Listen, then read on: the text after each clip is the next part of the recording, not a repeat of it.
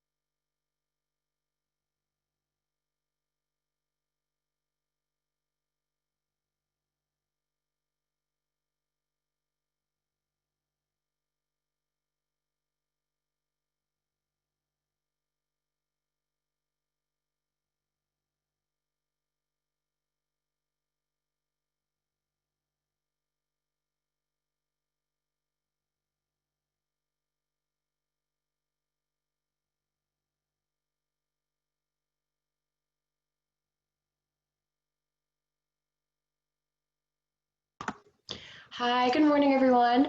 My name is Sonia. I'm a junior at the University of Miami, and I'm studying microbiology and immunology.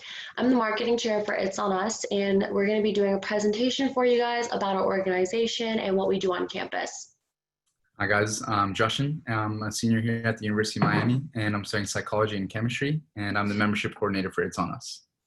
So let's get started. All right, so a few disclaimers right off the bat. The following content can be triggering, so feel free to take a break if you need. There will be a few stereotypes, and you do not need to agree with everything that we say today. Our goal is to make sure that people are safely hooking up and not to stop doing it. And we understand that sex can be awkward and talking about it can be awkward. All right, so what exactly is It's On Us? We were founded in 2014 by President Obama and Vice President Biden. And we basically equip students with the tools, the knowledge, and the skills that they need to create a safer campus. So our mission is to basically combat college sexual misconduct, and we do this by changing college culture. A lot of our work is grounded in peer-to-peer organizing.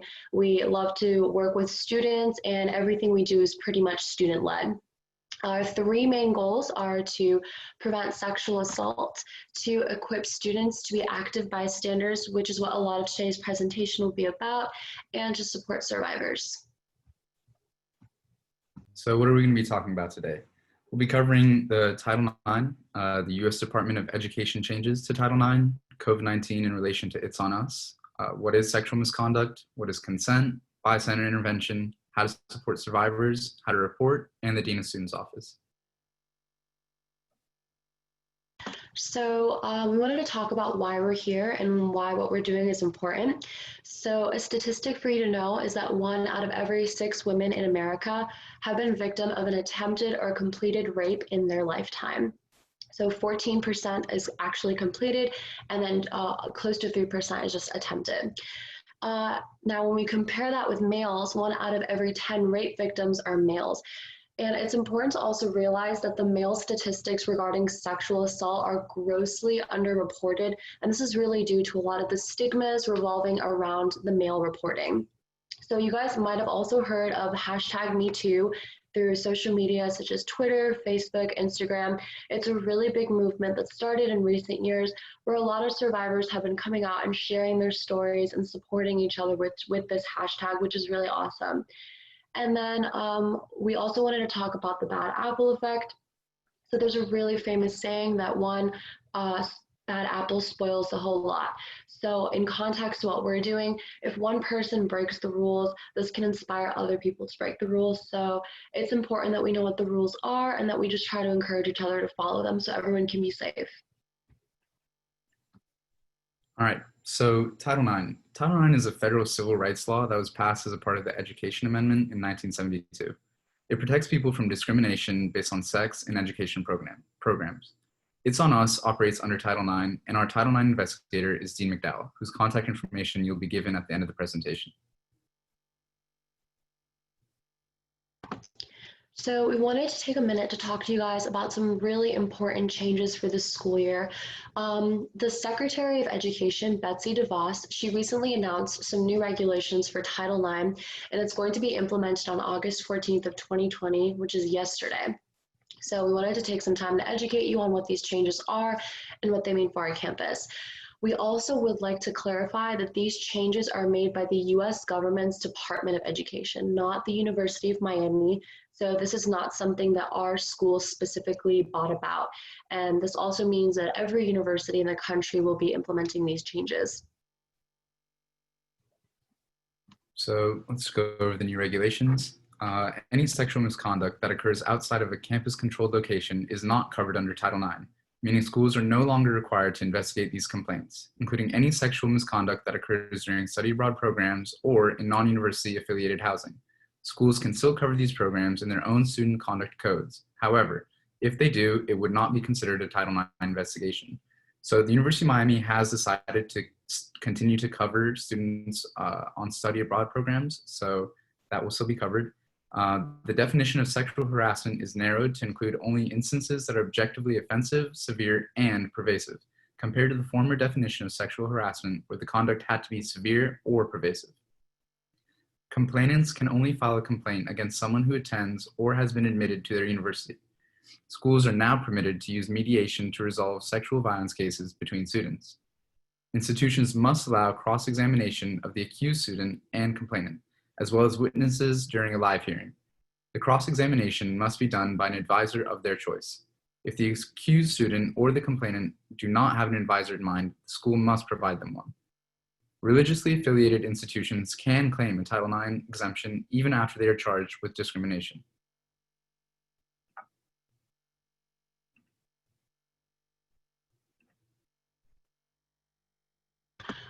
So like Justin just explained, those are a lot of the changes that were made, but we want to let you guys know that University of Miami also implemented some plans of their own just to help continue to support survivors. So like he said, one of the changes being that in study abroad programs, if a sexual assault happens, it's not covered under Title IX, but that doesn't mean that the University of Miami won't be investigating it. So what is sexual misconduct? It's basically an umbrella term, so it has a lot of different meanings and a lot of things fall under this term. Some of those being relationship violence, sexual exploitation, sexual assault and battery, sexual harassment, and stalking. So what is sexual exploitation? Sexual exploitation means taking non-consensual or abusive sexual advantage of another person for one's own advantage or benefit, or for the advantage or benefit of anyone other than the person being exploited. Okay, what is sexual harassment? So unwelcome sexual advances, requests for sexual favors, and other verbal or physical harassment of a sexual nature in the workplace or the learning environment. So also this doesn't have to be of a sexual nature. It can just include general offensive remarks about a person's sex or just about them. A key word here is unwelcome. All right, so you could also report Snapchat and sending nudes, especially with us being all online and not being able to be in contact with people. So that is an example of sexual exploitation, as well as unsolicited photos and recording without consent. So sexual assault is non-consensual sexual contact and it's prohibited. How do we find consent? This can be a confusing topic, but we're just gonna go over what exactly is consent and what isn't.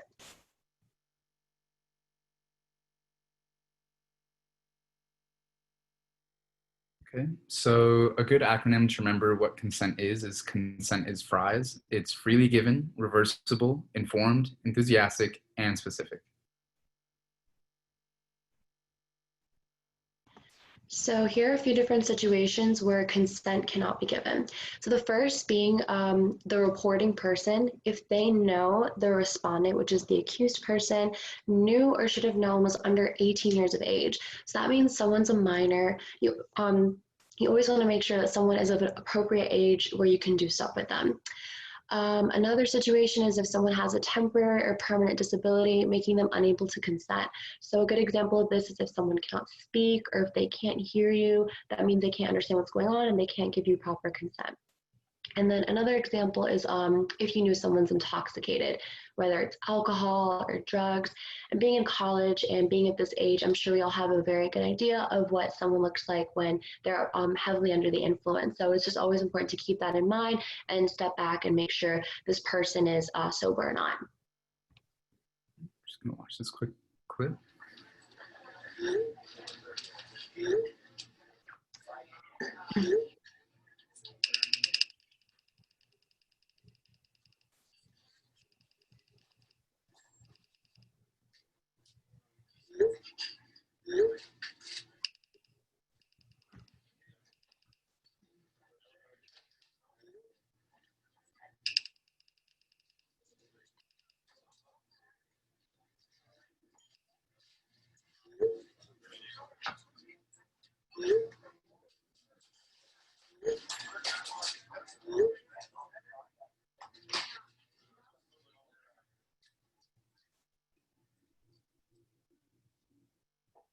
Guys, if you know someone who's had sex with a girl who didn't or couldn't consent, it's on you to confront him.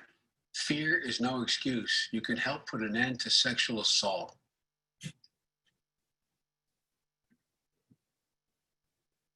All right. Okay, so signs of intoxication. The respondent knew the person had been drinking. There's one thing you can never have sex without. It's not something you buy. Or something you... Sorry. Signs of intoxication. So the respondent knew that the person had been drinking or using drugs and or knew how much the person had consumed, or the person was visibly stumbling, noticeably bloodshot, glassy or unfocused eyes, vomited, disoriented or confused, or has lost consciousness. So here are a few characteristics of consent. The first being intelligent, meaning they verbally or otherwise communicated that they were wanting to do whatever it is they were going to do with you. The second is knowing, so they have specific knowledge of each activity that they're agreeing to engage in. So it's really important to keep in mind about mixed signals and communication and just being clear about what you want and what the other person wants. And then also voluntary. So if you're coercing someone, intimidating, like really pressuring them to the point where they kind of just give in, unfortunately that does not count as consent. It has to be something that they want to do. It has to be voluntary. So how to be a good bystander? First, you need to be able to notice the event and interpret it as a problem. And also we need to be able to assume personal responsibility, because here at the University of Miami, canes care for canes. And that's going to be something that you're going to hear a lot. And it's something that we really focus on. So we're going to go over a few situations and we're going to test everybody and see how we do. All right, so situation one, how would you respond? You and your friends are at a frat row for a party. There's drugs and alcohol everywhere. Your friend Samantha has had a lot to drink. You see her go stumbling upstairs with someone. What do you do? So feel free to click on the Q&A box and respond and just let us know what you guys think you would do or how you'd handle the situation. And along with your answer, you can put in your name and your email, because any good answers we get, we'll pick the best one and you can get an e-gift card for Starbucks. So we'll give you guys a few minutes to do that. Mm-hmm.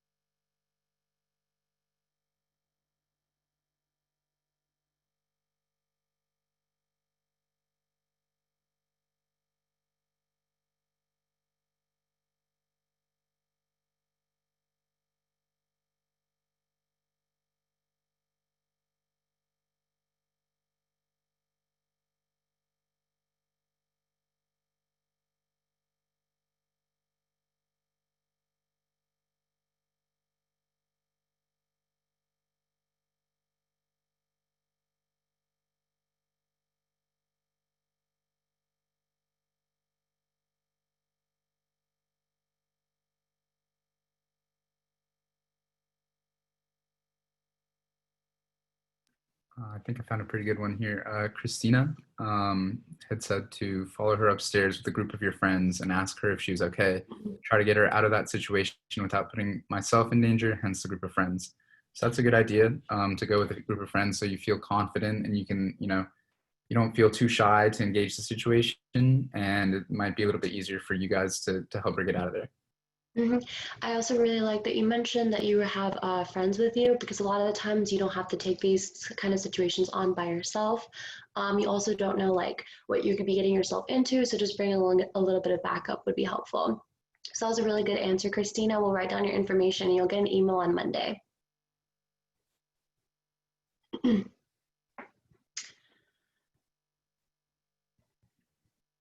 right, we can try the next situation really quick. So situation 2, how would you respond? So you're at a club with your lab partner in Wynwood and you both have had a few drinks. You go outside and you see a man grabbing an intoxicated classmate's hand and he's trying to get her into an Uber with him. What do you do? So we'll just give you guys a minute or two and you can put in your responses. Don't forget to write your email.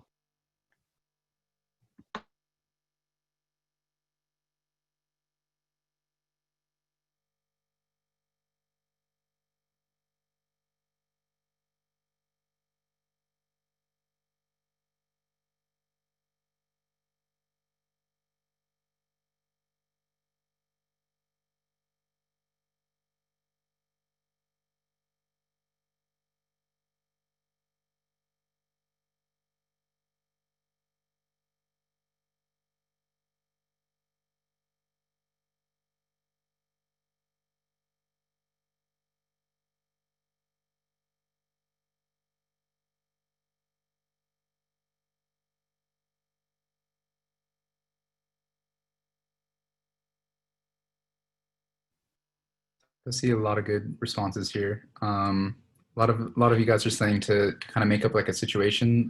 Somebody here said politely ask your friend if they'd like to go to the bathroom with you or go get some food in order to get them out of the situation. Run up and hug her and tell her that her boyfriend's been looking for her and grab her hand and pull her away. That's a good one. Act like an emergency happened and she has to help me. So this is generally the right idea. Just try to get her out of the situation in the easiest way possible, and making something up like that is by all means acceptable.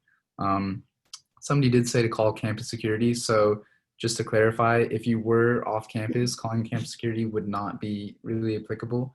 But if you were on campus, you'll see the blue lights all over campus, and those are little boxes that you can call for campus security if need be. And UMPD cars tend to be parked around different spots on campus, so if you ever see one, of course, you can ask them for help. And there's always the option to call 911 as well. Did you get a name for anyone that had a good answer? Yep. Okay, perfect. All right. So our third situation. You're in your dorm. Your friend who is down the hall texts you that he needs your help because a girl is unwilling to leave his room and keeps touching him without his consent. What do you do?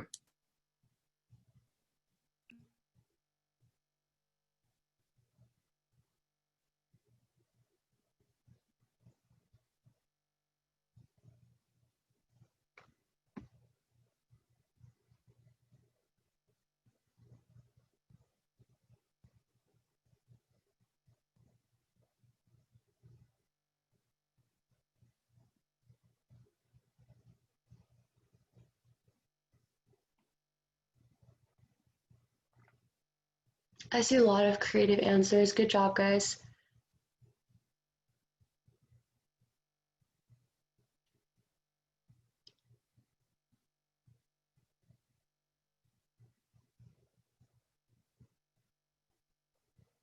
Yep, great with the making up the scenarios, knock on the door, tell them you need to study for your exam, stuff like that. It's perfect. Yeah, I also saw a few people mention like asking your RA for help. That's what they're there for, to support you guys and watch out for you guys. They share their contact information with you, and most of the time they're around. So you can always go to them for anything. All right, cool. All right. Is it my turn? Yeah. So what if someone that you know discloses that they experience sexual misconduct to you? The first thing is you want to make sure, oh, sorry, it changed. Can you go back one, Justin? Yeah, I'm trying to. Sorry, one second. Okay, no, you're good, you're good. Oh boy.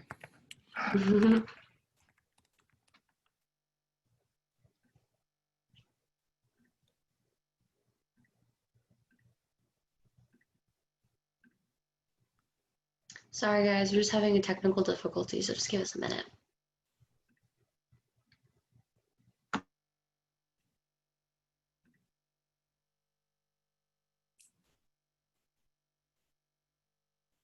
Sorry about that.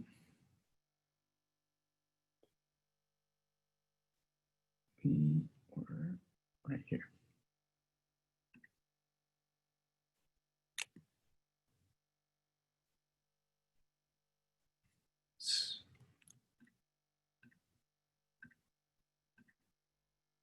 All right, sorry. No, it's totally fine. So the first thing you want to do is make sure that you're listening without judgment, and do not assess whether or not you think they're telling the truth. This is really important because it's really difficult for people to open up about something like this and to confide in someone. So you want to make sure you're not like interrogating them or questioning whether something actually happened to them, because you don't know. And then let them make their own decisions, of course, like if they choose to keep it to themselves or if they choose to report it or go to the police or go to a dean. It's completely up to them. You just want to make sure that you support them and, of course, let them know their options if they're not aware of what they are. So how to report misconduct by another student, faculty member, or a UM employee. So online is one option, and we will give you guys the link at the end of the session. Another option is to go in person, where you would go to the university center. And I think on the next slide, we have a map of that, just in case you guys don't know where that is yet. And there you can go talk to Dean McDowell directly, who's our Title IX investigator. And that would be on the second floor of the UC. And then finally, you can use an anonymous method, but we do recommend that you do, at the very least, leave a name of perhaps who you're with. That way we can help you or try to help you and reach out. So yep. So at the top of the page, you can see this is the website that you would go to. If you can't remember this, just type in University of Miami, It's on Us, the organization, and it'll take you to the main page. And there's a bunch of options, like if you want some more information or if you just want to put in a report. So this is a screenshot of what the reporting form would look like. And like Justin said, you can put your name or you can do it anonymously, but we don't really recommend doing it anonymously because if that was the case, like it's hard for us to follow through and to kind of help you further. If anything, we would encourage you to at least put the accused name out there of whatever the situation was. And so for in-person, like I was saying, you'd go to the Dean of Students office, which is the University Center. It's right across the U sign on the rock. And Dean McDowell's our Title IX investigator. This is her information if you guys want to keep it or put it down, and you can definitely find it online if need be. And that's it. Thank you. Just please make sure you follow us on Instagram because that's where we release a lot of our information. And we just wanted to make a quick announcement about stuff in relation to COVID-19.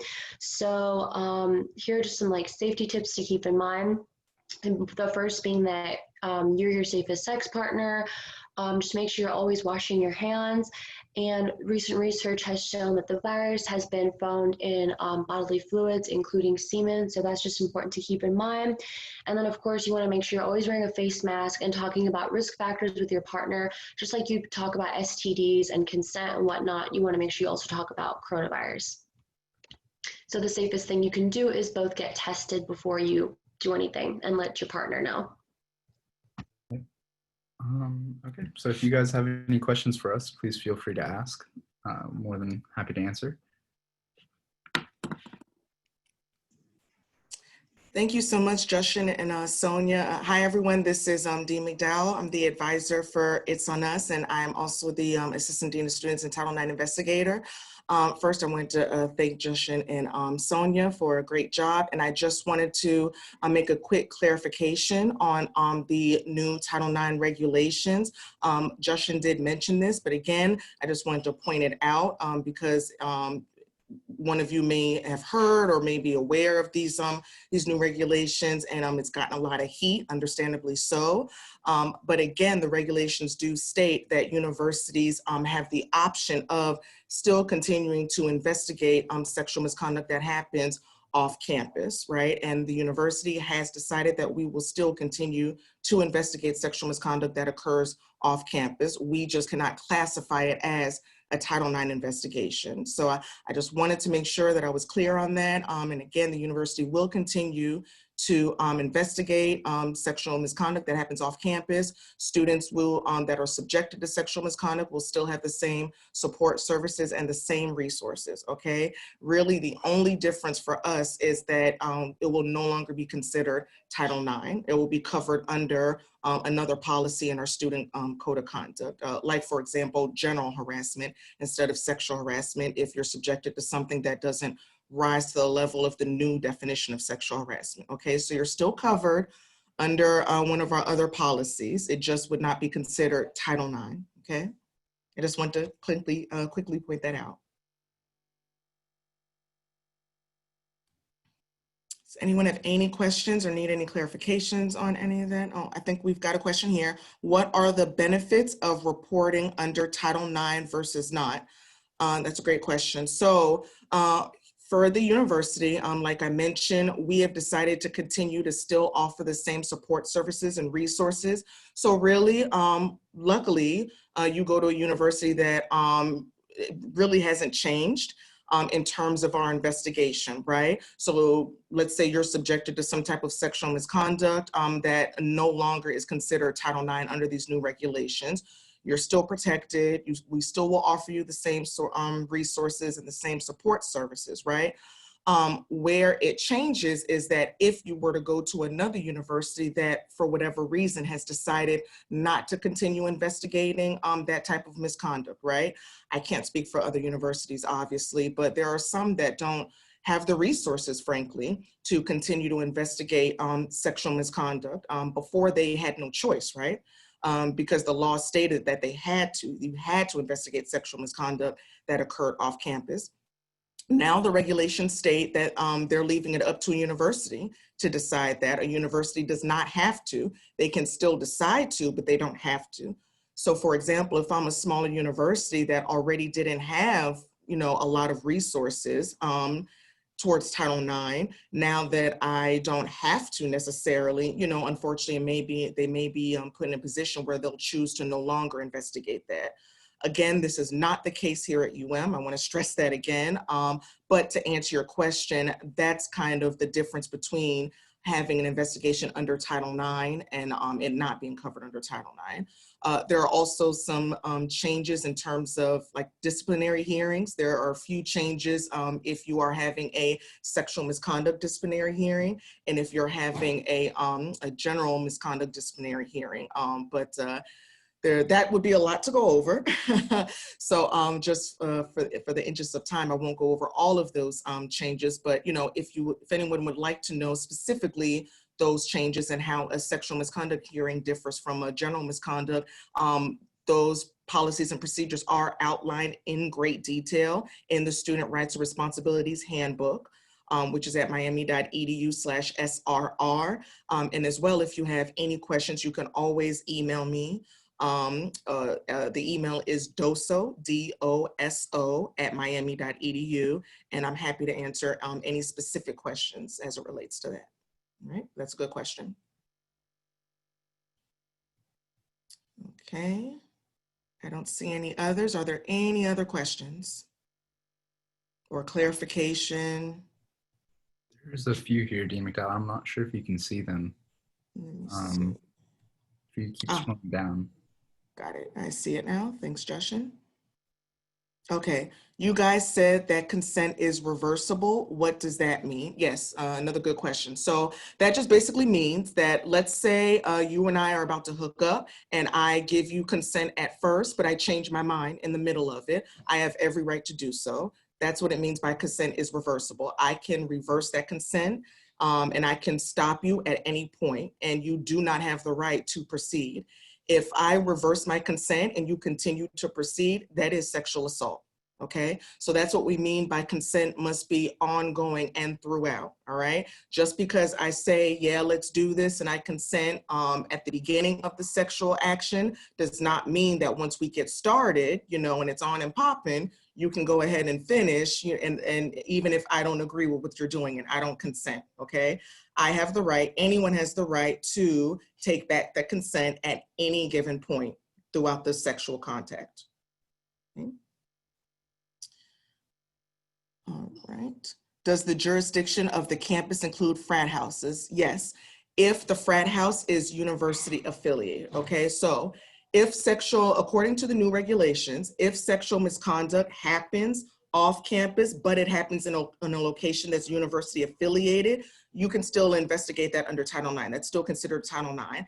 However, if that location is not university affiliated, like let's say, for example, a club or, you know, or off-campus housing that's not affiliated with the university whatsoever, then the new regulations state that that is not Title IX. Again, though, they leave it up to the university to still investigate that, you know, and if the university does choose to investigate it, they just can't call it Title IX, all right? So another great question. And again, if the frat house is university affiliated, then yes, that is still considered Title IX. If it's not, then no. But the university can still choose to investigate it or not. Under the new Title IX the question is, under the new Title IX regulations, what do you do if the person you are filing a complaint against does not go to the U? Okay, so, and this was the case even before the new regulations. If you file a complaint, if you're a student and your complaint is against a non-UM affiliated person, so that means they are not a student, they are not a faculty, they're not a staff member, they're not affiliated with the university whatsoever, you know, they are a student at another university, we can still offer you as the student support services. However, the Dean of Students Office, we're in charge of discipline, right? And we can't discipline someone that is not a UM student. So if there's a situation, and I get this all the time, if a student wants to report that they've been subjected to sexual misconduct against someone that is not affiliated with the university, then, you know, obviously I'm not in a position where I can discipline someone that's not university affiliated. So in that situation, I still offer support services to the student. I let them know if they want to, you know, discuss what they were subjected to confidentially. We have our counseling center. If they want to report it, they can still do so with the police. So I'll still offer them those resources. However, we would be unable to discipline that student. Now, if they're not a UM student, but they are UM affiliated, meaning they are a professor, let's say it's a professor that's sexually harassing you, or it's a staff member, okay, you're an athlete and it's a coach sexually harassing you or sexually assaulted you or whatever. Since that person is UM affiliated, then yes, we can still investigate that. It just would not be through my office, the Dean of Students Office. If it's a employee, it would be through HR. But yes, if they are like a professor or a staff member, you can still report it and we can still investigate that. Okay. Is the statute of limitations for sexual assault different at the university than the state? All right, so for sexual assault, you can report it at any time at the university as long as you're a student, okay? So as long as you're a student, whether you're even if you're, let's say you're undergrad, right? And you're sexually assaulted while you're an undergrad, but you decide to continue your UM education in graduate school. And for whatever reason, you don't report it until you're a grad student, you're still a student. So yes, you can still report it. So in terms of sexual assault, I don't like using the term statute of limitations. That's a legal term. And I always like making the distinction that we are not a legal entity or body. However, for all intents and purposes, the only statute of limitations, quote unquote, is that you still have to be a student to report. So as long as you are a student, you can report the sexual assault. Okay, when you say discipline, what are the actual consequences? Yeah. So if you make a report to the Title IX office, the first thing I do is I reach out to whomever made the report. So if that's you, let's say you're the one that was sexually assaulted and you make a report. Very first thing I do is I reach out to you and I hear you out, I listen to what exactly happened. And I will ask you, what do you want me to do? It's a common misconception that people think that as soon as something is reported to the dean of students, I automatically go to the accused student and, and they're in trouble and I suspend them or what have you, and I automatically discipline them. That's not the case. I do whatever the complainant, which is the person who made the report, I do whatever they want me to do, okay? So that's why I always first reach out to them so I can understand, what do you want me to do? A lot of times students will report misconduct to me and they don't necessarily want to do anything about it. I hear this phrase a lot. Well, I don't want to get him in trouble. I don't want to get her in trouble, right? Which you are well within your right to do that. So in that situation, if you don't want me to reach out to that person and impose any type of disciplinary action, then I'll document it and I'll let you know if and when you ever change your mind, I'm here and I will close the case, but it can always be reopened again in the future if you choose to. Now, if you do decide to go the route of discipline and you would like disciplinary action against the accused student, then we have different options, such as we can do what's called informal resolution, where I would speak to the accused student, and I could do that either anonymously, or I can let them know exactly who it is that made the report and why. I can issue them what's called a no contact order, which is exactly what it sounds like. That is a formal document that I provide to them that states that they are not to have any further contact with the person that made the complaint. And that's in person, electronically, no contact whatsoever. If they violate that, then then they could be charged for violating that no contact order. Or we have our formal disciplinary process, okay? And that's a very involved process that, again, in the interest of time, I won't go into great detail right now about it.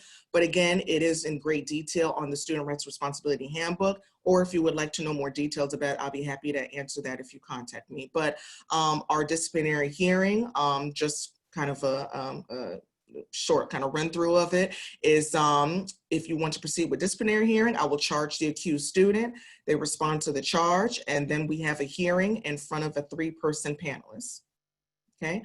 After the hearing, the panelists decide whether the accused student is responsible or not responsible of the allegations. Okay. If they're found responsible, then their punishment, which is called sanctions, it varies, and it's on a case-by-case basis, right? We don't have kind of like a cookie cutter sanction guideline, or if you do this, this is what you get, right? It's a case-by-case basis, but it can be anything from having to go through a training to being suspended to obviously the most serious sanction would be expulsion. Okay, so that's kind of an overview of your disciplinary options.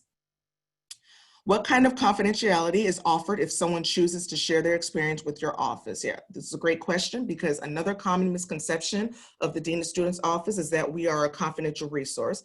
I am not. We do have confidential resources on campus, which include our counseling center, the health services. We have different clergy on campus that you could speak with. If you are any given religion and you want to speak with them confidentially. We also have our sexual assault resource team, which is SART for short, hotline, what's great about SART is if you call into SART and you just want to discuss what happened to you confidentially, not only are they a confidential resource, but they're also an anonymous resource. So you don't have to give any identifying information whatsoever if you call the SART hotline, okay? So those are our confidential resources that we have on campus. The Dean of Students Office, Title IX investigators, we are not confidential, okay? By law, I have to follow up on all sexual misconduct reports that are made to my office, all right? I have to reach out to the person that made the report, and I have to follow through with that. Now, again, with that being said, if when I reach out to that person, they decide, again, they don't want me to do anything, leave me alone, it's not a big, whatever their reasons are, Okay, fine, I will do that. I will document it because I have to document all contacts that I make with students. I will document it and I'll leave you alone, but I'll make sure that you understand, hey, if you ever change your mind in the future, I'm here for you. You can reopen the case at any point as long as you're a student, if you choose to, all right? So again, the Dean of Students Office is not a confidential resource. We do have other confidential resources on campus, but I am not one of them, okay? Can an accused student be legally charged? Yes, but not through the Dean of Students Office. I touched on this a little bit earlier, and that's why I try to stay away from using legal terms when I speak about our disciplinary process on campus. We are not a legal process whatsoever, okay? Now, if you want to report any type of sexual misconduct, right, whether it be stalking or sexual exploitation, whatever it is, sexual harassment, you can do so through my office, and you can also do so criminally, all right? Now, what does that look like? If you choose to, and I've had cases like this, you can report the student to my office, and what we do is we handle it administratively.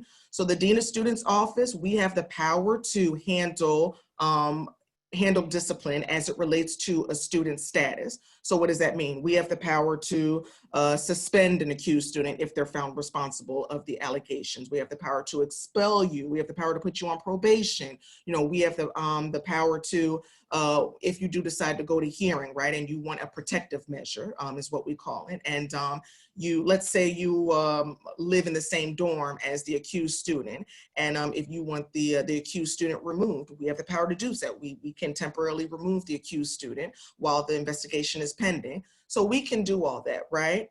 We do not have the power to arrest a student, okay? We don't have the power to issue a restraining order or force a student to go to court.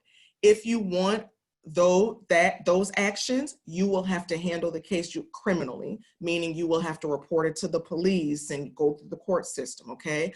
But you do have the option of doing both, and I've had students to do both, all right? So, or you can do just one, all right? You can do one, the other, neither, or you can do both. So if you do want to report something to my office, but maybe you don't want to handle it criminally, you can do that. If you want to handle it criminally and you don't want to report it to my office, you can do that, or you can do both. And yes, to answer this question, when I say report it, I mean UMPD, or you can report it to Coral Gables Police Department, all right, depending on where the assault occurred. Can consent be reversed after the sexual interaction ends? So that's an interesting question. So, well, I guess my follow-up question would be, when you say that, do you mean that you were okay, you consented to all of the action throughout, but then you, afterwards, you decided, oh, I wasn't really okay with that? I'm assuming that's what you mean? Okay, I'll answer that question as if that's what you mean. This is Dylan Smith. I don't know if you want to clarify that, but anyway, if that is what you mean, like, let's say you thought you were okay with it during and you consented to it, but then after you, for whatever reason, you weren't okay with it, or maybe you gave it some thought and you thought, you know what, I felt pressured into doing that, that could potentially still be considered sexual assault. I would have to take that on a case-by-case basis. So this is not really, it's an interesting question. It's not really something I can honestly just answer definitively right now. But again, I'm assuming you mean a situation where, let's say you have sexual intercourse with someone and you thought you were okay with it when it happened, but after the fact, after it ended, you thought, oh, you know what, I really wasn't okay with that. I felt kind of, or maybe you felt pressured into doing it. I believe it was Sonia, like Sonia said during the presentation, if you have to coerce someone into having sex with you, that is not consent, okay? I always like to make the joke, not that sexual assault is funny, but I always like to make the joke, like, you shouldn't have to coerce, all right? If someone really wants you, they want you, all right? You shouldn't have to talk them into it. Obviously, definitely not threaten them into it. You shouldn't have to intimidate them into it. you know, like you shouldn't have to try to buy your way into it, whatever method is you're trying to use, and, you know, to get into their pants. You shouldn't have to do that. If you have to do that, then that's questionable whether it was consensual or not, okay? But yes, so to answer your question, if you think that you were okay with certain sexual action throughout, but then afterwards, you know, I'm assuming you mean that you felt like maybe you were coerced into it, then that could potentially still be sexual assault if you felt like you were coerced into it.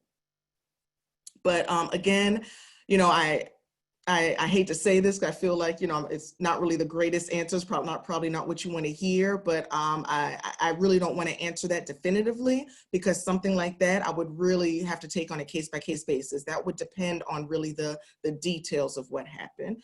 So my best advice in that situation, if anyone ever finds themselves in that situation and they felt like they consented to something, but then after it ended, you really weren't okay with it, you know, like, I don't know, report it. Talk to me about it, you know, and I will walk you through that. I will ask for the details of what happened. And maybe you'll say to me, you know, Dean McDowell, to be honest with you, you know, I went down on him and I was okay with it at first, but after the fact, you know, I felt really dirty and I wasn't okay with it. And I really felt like he kind of talked me into it. That is not consent. Okay, I want to make that clear. Even after the sexual action ends, if you are feeling like, you know, I don't know, I don't think that was consent, I was coerced into it, it's not consent. Okay. How do online students report abuse or harassment? You have the same resources to report. You can report abuse or harassment online on the online reporting form. You can call in and set up a meeting with myself, or you don't even have to set up a meeting. If you just want to call and I'm available at that moment, I'll speak with you.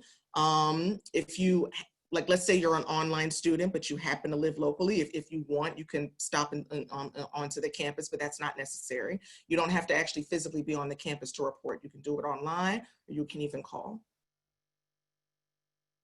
Okay. Let's see. Just really quickly, I saw somebody had asked a question about what do you do if you're an online student, and I was typing the response, but for some reason it just kind of sputtered out. So the link online is the best thing to do. The best thing to look up is University of Miami, It's on Us, and then you'll be able to find a way to report. And I can go back to the slide, I think. Or not, apparently. But yes, you can still report online if you need to.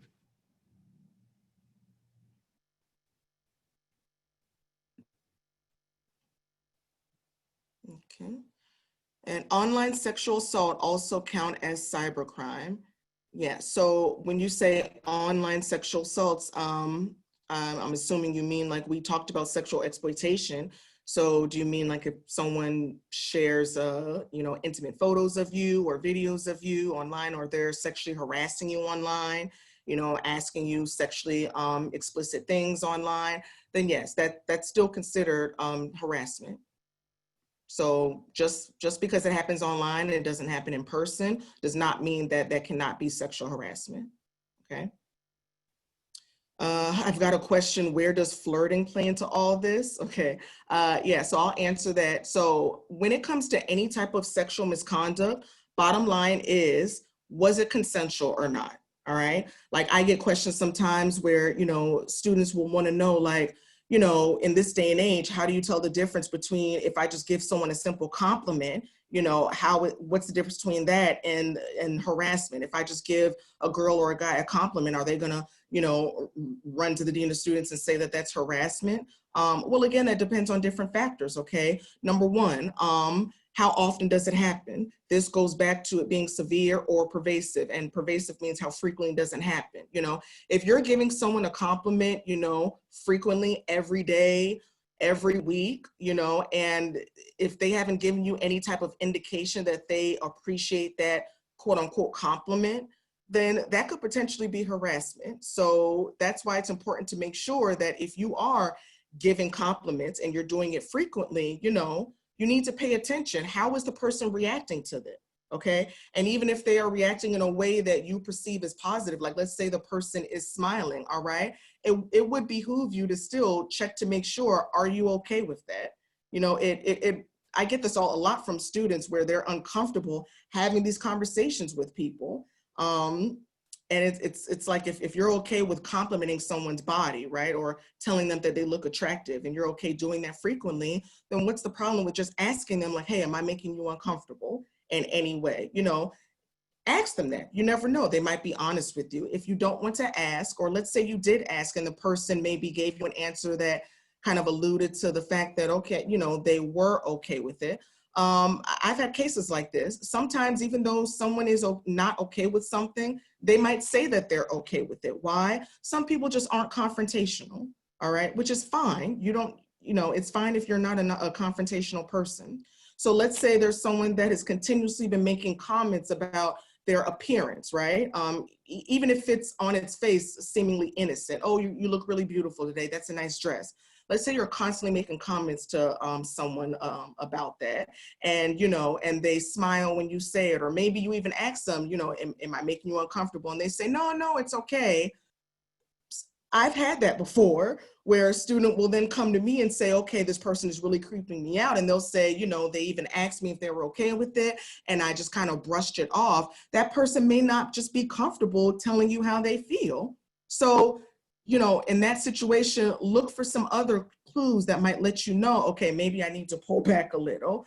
Is the person making eye contact with me? All right. Does the person return those compliments? What is the setting in which I'm making these comments? You know, it's different if we're two students and I'm complimenting you than if I'm your coach. You know, let's say you're an athlete and I'm your coach constantly complimenting you. You might feel the need to smile and to make it seem like it's okay because there's a power dynamic there. Or let's say it's a professor that's constantly, you know, they feel like they're complimenting you, okay? And, you know, you kind of wave it off and you smile it off. That does not mean that you're okay with it. You're just not comfortable, you know, confronting them about it, rightfully so, because they're your professor. There's a power dynamic there, all right? So that's why, you know, in terms of like flirting with someone, you always have to really like lean on, is it consensual? What has this person said or did to make me feel like it's consensual? Do they flirt back? All right. If you're flirting with someone and it's one-sided and they never flirt back with you, chances are, yeah, you're probably sexually harassing them, okay? If there's a question on whether they are flirting back with you or not, because people have different ideas of what flirting is. You may think that they're flirting. They may think that they're just being nice to you, okay? Again, what does it hurt to try to have the conversation with them and ask them, gauge how they feel? You know, are you okay with this flirting? Even if you're in having sexual intercourse with someone, you're doing a sexual act. I know it's not the sexiest thing in the world, but that ask them, are you okay with us doing this? You know what I mean? You'd be surprised how many people are just not comfortable asking someone that they're hooking up with if they're okay with doing this act. It's like you're okay to hook up with this person, but you're not okay to discuss sex with them, you know, which is understandable. But unfortunately, it may be a situation where you could think that everything is consensual and it may not be. So you could potentially lose more from not asking than and getting that confirmation that it is consensual than if you don't, right? So yeah, in terms of flirting, you know, is it consensual? Is that person flirting back with you? And how do you know whether they're flirting back with you or not? Let's see. I think we have a couple other. I'm not seeing any other questions. Unless Justin or Sonia, do you see any questions that I might be missing? For some reason, oh, now mine just loaded up. I see a few. I think, did you answer, are you held responsible if you injure a student while trying to prevent sexual violence? No, I didn't. And I don't see that question. So ask it to me again. They asked, are you held, do you see it now? No, I was just saying that this will be our last question, but go ahead. Okay. They asked, are you held responsible if you injure a student while trying to prevent sexual violence? That's an interesting question. I've never had that situation. So if you are trying to intervene on what you feel like is a sexual assault and you end up harming the student, that would depend. Yeah, that would be something that I would have to take on a case-by-case basis, if I'm being honest. That's not something that I can really answer definitively. That would really depend on the details of exactly what happened. I guess potentially if you, like, let's say maybe you felt like someone was being sexual assaulted, but it turns out that it was consensual, and both parties said that it was consensual and you were wrong and it was not sexual assault, and you end up, punching someone and breaking their nose, yes, potentially they could, if they want to, charge you with assault. They can either do that criminally or through our office. But in that situation, if someone did report you because they in good faith, they felt like they were stopping sexual assaults and they were intervening, then it might be a situation where you may not be sanctioned for that. Not really sure. Honestly, that would be a situation where if that was reported to our office, we would have to handle it on a case-by-case basis. That's so very specific that would really depend on the details of that scenario. All right, that was our last question. But again, if you think of any other questions, please feel free. You could reach out to the It's On Us ambassadors at It's On Us at miami.edu. You can reach out to Dean of Students Office, which is doso at miami.edu.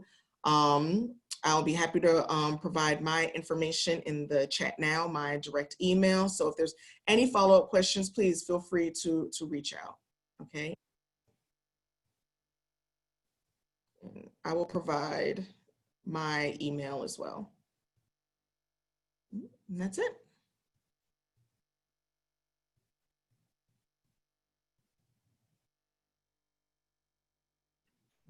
Awesome. Thank you guys for tuning in. Appreciate it. Have a great day and have a good rest of the orientation. Thank you.